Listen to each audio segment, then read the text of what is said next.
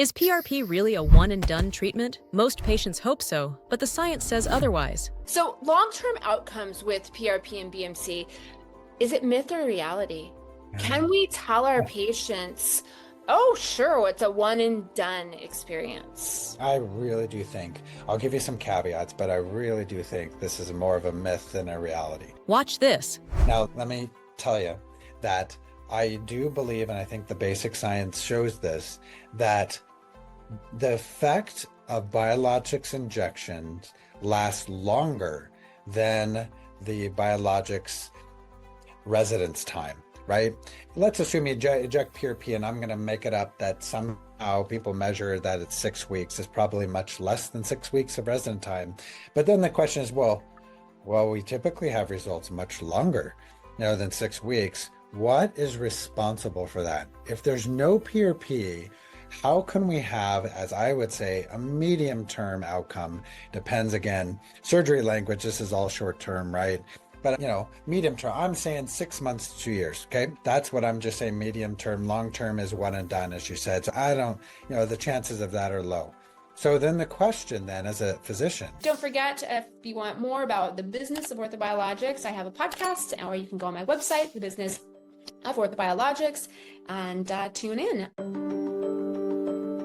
What you tell your patients, like, well, I just saw an article, PRP is gone in 6 weeks. Why would I think that it lasts longer? Say, well, number one, the trials say it lasts longer, but why? And the answer, okay, I think is new data shows that there are factors within PRP, and there are specific ones if anyone wants to know, but that polarize monocytes and macrophages into the M2 lineage. And that then creates an anti-inflammatory, consistent environment of the joint because they are policing and producing anti-inflammatory factors. And there's another thing that's produced by PRP called platelet-derived growth factor, and there's an isofraction BB that has been shown to release peripheral-based mesenchymal cells. We'll call them stem cells just between you and I, but we won't talk to our patients like that.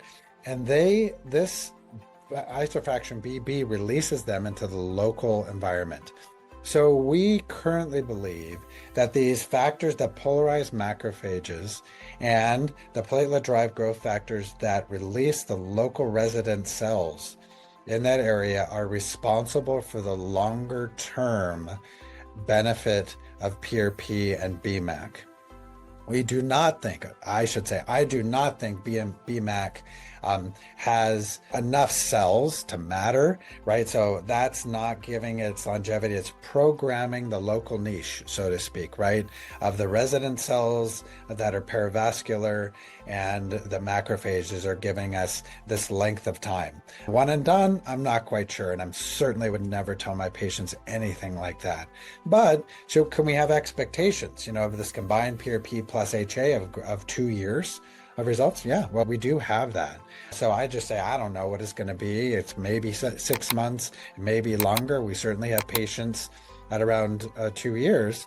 So I'm not sure what's going to be for you. That's where we're going.